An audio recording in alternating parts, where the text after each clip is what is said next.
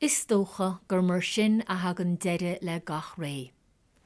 Tar éis 8:10 ar an taobhlíne le fuireann hinseir hírón, bhí rud éigin an uignach trúbhealach nach mór faoi heasa Mickey Harte a meallach fé caiicí seochan.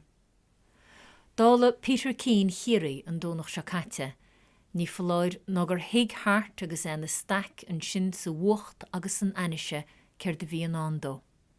An sciúrseáil, an siar cheistú, an tafras agus an bhinneab a leanan trascart. Cé a bheith an bhainisteid idir chunda na leihananta seo.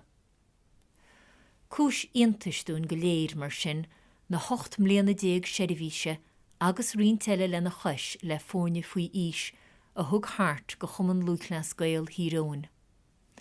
Dúirt se a réir gur fribhléid gacha an lá a bhí aige I bheil na bhórne, agus dúirt sé chomá gur thug se a bhuille blian I ní bliana. Ní dóilm go bhfuil éon duine a higann cuasaí pelle a dáteoch sinnéir, ach catha gur a leihananta agus blianta go divan ó 2008 le, gur bhraise gur námh an é asa a bheith gach éon bhuille a thug se san na cúise. Is sé náte tá an marú ar fad ná gur dócha go bhfuil se a fágáil sláán le tírón ag trá go bhfuil an tíle casta agus rairc nó ar a laid éachtaint in nachhuiir acu ar an níomhreacht a bhlaisidir go dearnach 10 dégóchan.